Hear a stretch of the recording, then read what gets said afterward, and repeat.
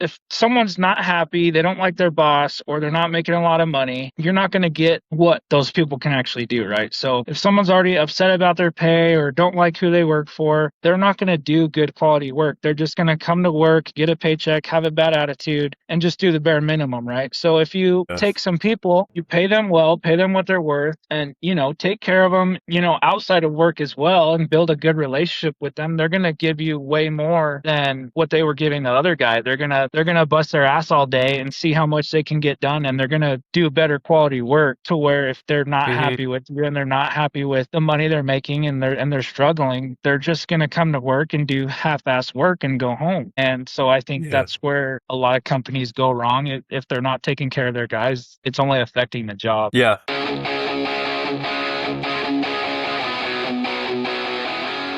This episode is brought to you by 10x Nerds. If you're a business owner doing real revenue, there's a good chance you're overpaying in areas you haven't even looked at.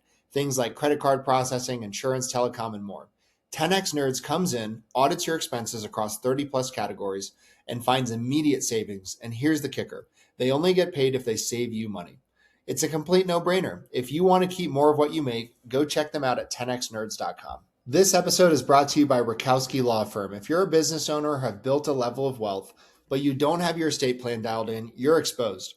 Rakowski Law Firm helps families and business owners protect their assets, avoid probate, and make sure everything transfers exactly how it should. This isn't just paperwork, it's a real strategy to protect your legacy. If you haven't looked at your plan in a while or don't have one, go to rakowskilawfirm.com.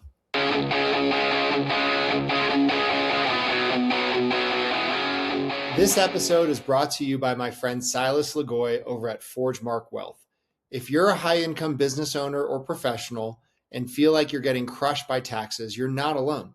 And more importantly, you're not stuck.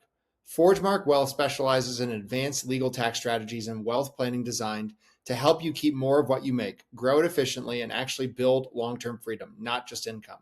If you're making serious money but don't have a real strategy behind it yet, I highly recommend connecting with Silas and his team. What's up, everybody? This episode is sponsored by ExitWise. If you're a business owner thinking about selling your company, whether that's now or years down the road, you need to know what your business is actually worth and how to maximize that exit. That's exactly what ExitWise does. They help you prepare, position, and ultimately sell your business by assembling a world-class team of M&A experts around you, guiding you from valuation all the way through closing. If you want to know what your business is really worth and how to increase that number before you sell, go check out exitwise.com and get ahead of it. Hey guys, welcome back to another episode of the Builder's Bible podcast. Today, we're going to be covering a lot of key topics: the challenges, the pain points, growth, expansion, and many more. So stay tuned. I hope you enjoy it. Cool. Dillon, I appreciate taking some time out of your day to just hop on a call with me. I know you're busy, with work and, Sure. watching both Yeah, kids, being a single parent for that's now. all right. So, but hey, give me a little background. So, of what you're doing, how long you've been in the industry, and kind of how, your company formed. Well, I probably got into the construction world. In high school, I didn't know what I wanted to do. I got into it probably around 2014 is when I kind of started to realize, I have to start learning some skills and find what I want to do. But I've worked so many different places. I started driving a dump truck. I got my CDL, started driving a dump truck for a while, and I met a lot of people in the construction world. And, I was good at driving the dump truck, but I met some You're good. people with this pipeline company, and they liked that I always got out and worked with them instead of just sat in my truck. And they offered me a job, and I didn't take it right away until maybe about a year later, when things weren't really working out with the company I was with.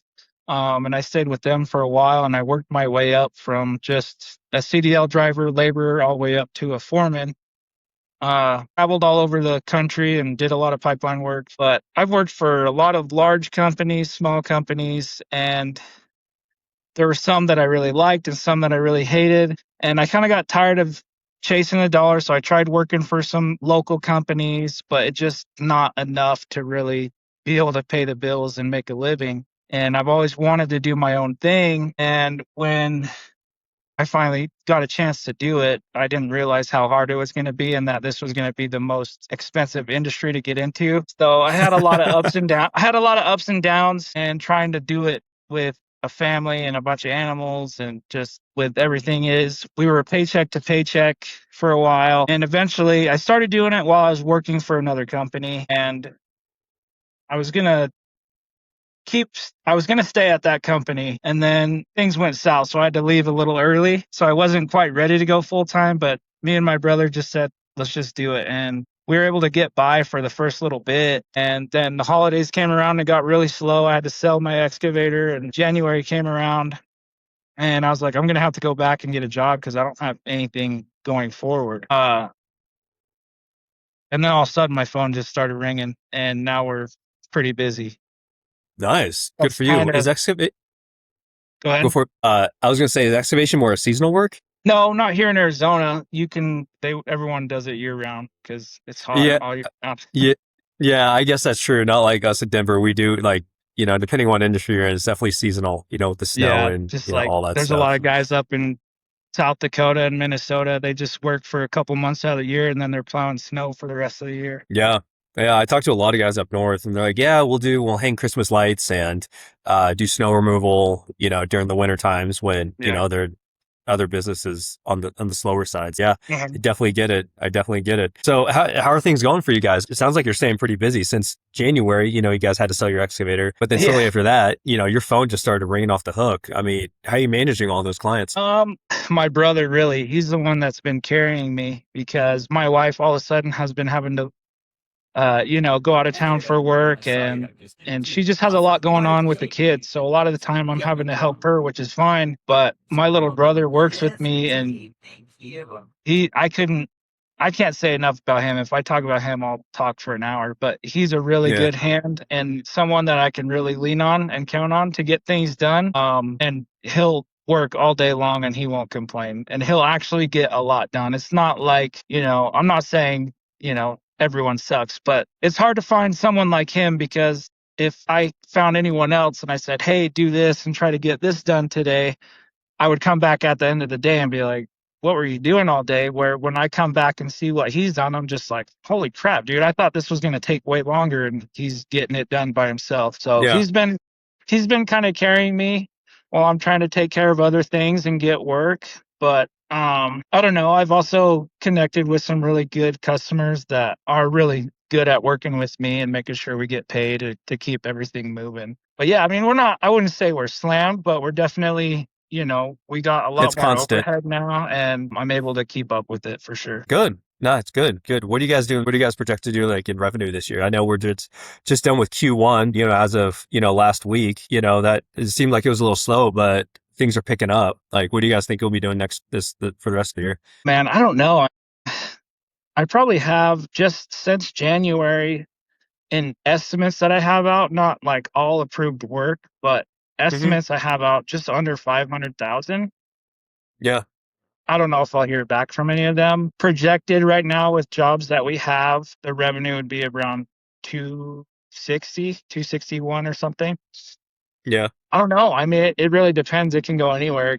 It could stay at that, or it could explode. I got Yeah. a call from a guy I've been talking to about doing some work with. We did a really big bid on some border wall work, and that's what I was kind of banking on last year. Like when we were coming into the new year, I felt really good about getting that job. So I wasn't really stressing about chasing work like crazy. I was still looking, but I wasn't stressing. And when I found out we didn't get that job, I was really bummed, because Yeah. that was going to be a life changer. Like it was going to be like I'm going from doing small residential jobs, making a couple thousand here and there, to a $6.5 million job. Yeah. And he actually just reached out to me yesterday asking if I want to bid on another project out there. So, it all depends on if the GC wins the bid. But if that lands, it could go from, us doing 300, 400,000 this year to, over a million or more. Yeah.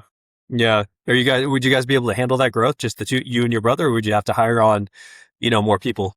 Depending, that scope of work, it seems like a big job because the numbers are so big. It's just a long period of time and a long distance. It's a large job. But as far as the work, it's not really hard. But yeah, I would definitely probably hire just a few guys and go from there. And then if I need to get more, I'll hire maybe a couple more. But I think if I could hire 3 or 4 guys, it would be enough to kind of keep things rolling.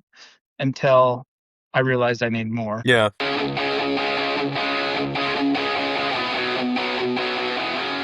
This episode is brought to you by Blue Collar Business Advisors. If you're running an HVAC, plumbing, electrical, or landscaping, or any other type of home service business and wondering where all the money is going despite growing your revenue, you need to talk to Paul Maskill. Paul has scaled and sold multiple blue collar businesses and now helps business owners improve cash flow, profitability, and financial clarity through outsourced CFO services. His clients gain a better understanding of their numbers, build predictable profits, and create a business that supports the life they actually want. One of the things I appreciate most about Paul is he's not just a finance guy. He's been in the trenches as an owner. He understands the challenges of running blue collar businesses because he's done it himself. If you're doing a few $1 million a year in revenue and want to stop guessing at your numbers and start building real wealth, head over to bluecollaradvisors.com. That's thebluecollaradvisors.com and schedule a discovery call with Paul and his team. Blue Collar Business Advisors, helping blue collar business owners build financially healthy companies and achieve permanent profitability. This episode is brought to you by Corberry Digital. If you own an HVAC, plumbing, electrical, roofing, or home service business and you're tired of wondering where your next lead is coming from, you need to check out Corberry Digital. Corberry specializes exclusively in helping home service companies dominate their local markets through SEO, Google Ads, local service ads, websites, content marketing, and lead generation systems that actually produce a measurable ROI.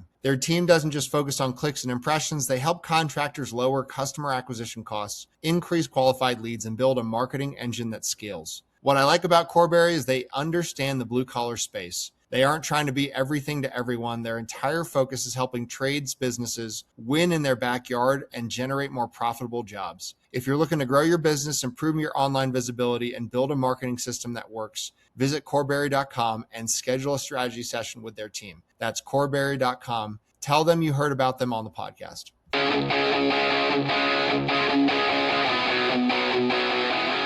This episode is brought to you by Jonathan Keim and the teams at 360 Commercial Roofing and Top Roof Marketing. If you own or manage commercial property or you're a roofing contractor looking to grow, Jonathan has spent more than a decade helping businesses protect their buildings and scale through proven commercial roofing and marketing systems. His companies specialize in commercial roofing solutions, roof asset management, and marketing built specifically for the roofing industry. Whether you need a trusted commercial roofing partner or want to generate more qualified roofing leads, check out 360 Commercial Roofing or Top Roof Marketing. You can go to www.360, like 360, commercialroofing.com, and Top Roof Marketing, www.toproofmarketing.com. Now let's get into today's episode. A big thing I hear about from business owners is like hiring the right people, of course, having a good culture around, not someone who's just sit there to collect a paycheck and then dip at the end of the day, or, you know, when they're just tired of it, you know. So I hire someone like your brother who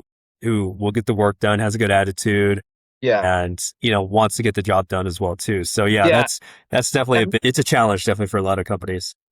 Yeah, and that's where I'm kind of struggling, because I'm like, I don't want to hire anybody if no one's going to work like my brother, you know, because it's like, oh, I can't, like, I'd rather hire some young kids that are coming into the industry and pay them, not overpaid, but pay them good to where they're happy and where they'll want to learn and be loyal. And we can kind of teach them how, and then my brother can be their example to what they can kind of grow into, to where it's harder if I find someone that's already been in the industry. I might be able to find a good operator, but is he going to, you know, operate for me really good and take care of my equipment and get out and make sure and do a little handwork or whatever to make sure he can get a lot done that day? I don't know. He might just be a really good operator and that's it. But you know, I kind of want all around guys to cover all my bases and that I can trust. Hey man, like, hook up to that truck, drive to this job, you know, and at least get this started. I don't expect people to work by themselves, you know, but, you know, just people that I can trust and not worry about doing things without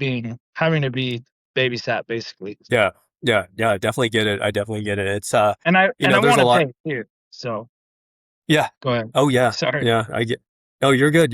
It's definitely there's a lot of advantages to hiring who are green, who are new to the industry versus someone who's been in it for 20 years.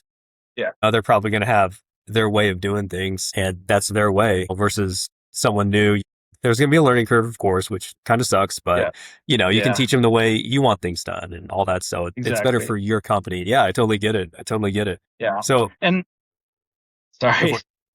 Well, no, I've worked so many places and I've seen people that have maybe been with the company or they're kind of toxic or just they're just they know somebody, so they're getting paid really well, but they're not necessarily worth it. And then there's a guy that is probably worth the money, but he's not getting paid that money. And I've seen that a lot. So I definitely have a sweet spot for those kind of people. And that's why my brother, I pay him very well because I want him to stay happy and I want him to stay motivated and keep busting his ass for me, which I know he'll do it anyways. But like to me, that kind of person is worth way more than a really good operator that can operate anything and do anything in equipment because he's learning, he's getting really good in the equipment. He's not the best, but he will work all day long and he'll get it done. But yeah, I think paying people what they're worth is a big deal and not taking advantage of people.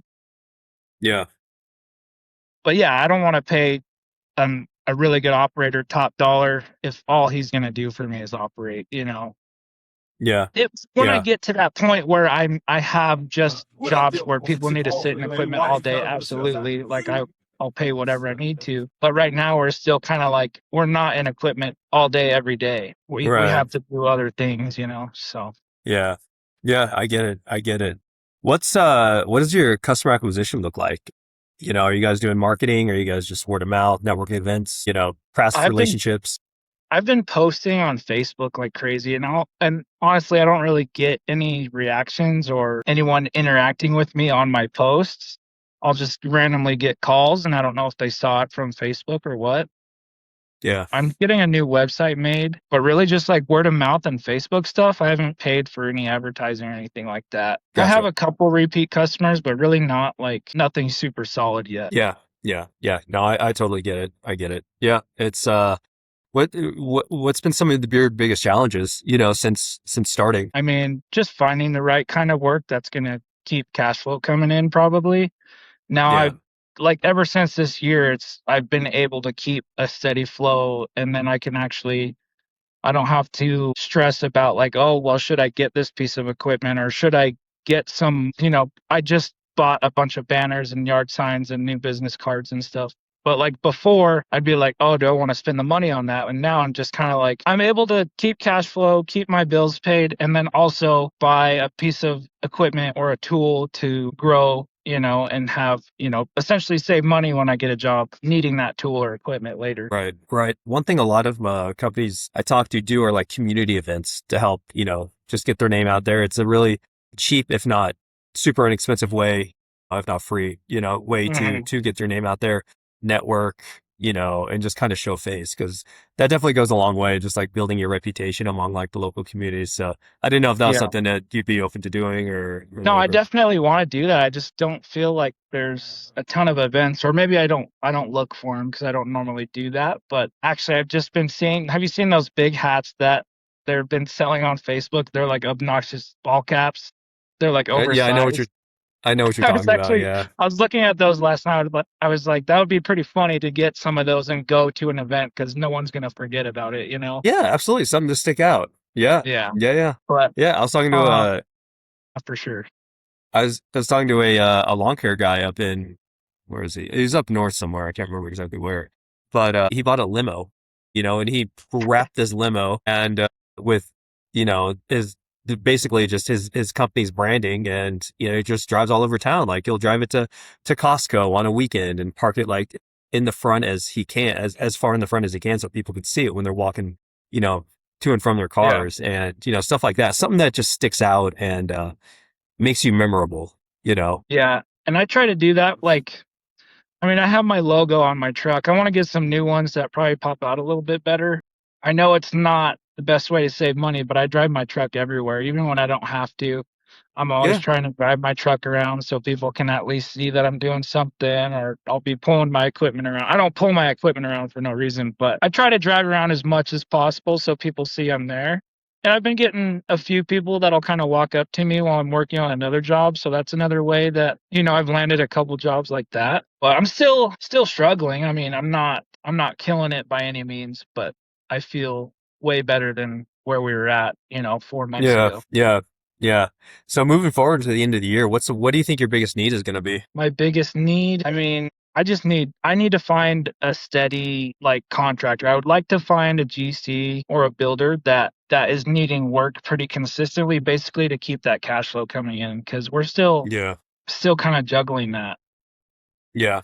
And I am considering trying to hire one more person. I don't want to go through all that trouble and hire somebody and then be like, I don't have a lot of work for you this week, or hey, like we're going to be slow for, a month or whatever. Yeah.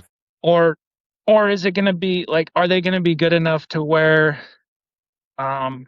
it can justify me trying to keep them busy and keep them paid even when I don't need them necessarily? Yeah. Because like in my head, I'm like, me and my brother can do this job, and now I have an extra hand that I have to pay for when I don't need him, Uh-huh. which I want to make sure I take care of my guys. But that's kind of where I'm like, am I ready to hire somebody or not? Right. Right. And then Yeah. my books and business management is a mess. I'm still new to all that, so I need to get that squared away. And then I think we'll be able to probably look into getting someone hired. Yeah. Yeah. I get it. But here's the thing, like, slow and steady wins the race. So Yeah. unfortunately, you can't snap your fingers and all of a sudden you're doing 10 million a year. Yeah. And I have some people that I can call that'll come and help me out when I Yeah. need some help. But I mean, That's when good. it comes down to just someone that I need to get a lot of stuff done, no matter how hard it is, that's my brother. If I get a large job where, I need a blade operator or someone to just run equipment for, 10 hours a day for a few days, I can find those guys. But it's hard to find someone that's willing to do physical labor and actually get it done like my brother. So I really just lean on him for that. I don't Right. really have any Right. other guys that would do what he can do. Yeah. Yeah. You built that trust with him. I mean, you've known him his whole life, literally. So Yeah. you know what he can and can't do and what type of person he is. And it's hard to, when you hire someone, it's hard to judge that, from a 30-minute conversation with them. So, Yeah. yeah, I get it. Yeah, and also I think you can get out of people what you want out of people if you treat them right. You know what I mean? All these Yeah. large companies that I've worked at, you get if someone's not happy, they don't like their boss, or they're not making a lot of money, you're not going to get what those people can actually do, right? So if someone's already upset about their pay or don't like who they work for, they're not going to do good quality work. They're just going to come to work, get a paycheck, have a bad attitude, and just do the bare minimum, right? So if you Yes. take some people, you pay them well, pay them what they're worth, and, take care of them, outside of work as well, and build a good relationship with them, they're going to give you way more than what they were giving the other guy. They're gonna bust their ass all day and see how much they can get done, and they're gonna do better quality work, to where if they're not Mhm. happy with you and they're not happy with the money they're making and they're struggling, they're just gonna come to work and do half-ass work and go home. And so I think Yeah. that's where a lot of companies go wrong. If they're not taking care of their guys, it's only affecting the job. Yeah. Yeah. I completely get it. It's like everything you get out what you put in. I always like to think about that. But yeah, I mean, hey, if you want this, you got to put in this X amount of effort and then you'll get in return. You can't just show up and expect it to come to you. But yeah, that's like everything. But yeah, it's Dillon. I appreciate your time. I know you're a busy guy. So thanks so much for hopping on a call with me. Appreciate it. Yeah, no problem. Yeah, stick around. Where can they find you? Instagram, Facebook, and we're having a new website built. It's almost done. There's still a few kinks we're trying to work out, but that's roughouexcavation.com, and that's the same as Facebook and Instagram. Yeah, gotcha. Hey everyone, we hope you enjoyed this episode of the Builders Bible Podcast. If you have any questions or if you want to be on an episode, reach out anytime. Alex at kings-coaching.co. Talk to you guys soon.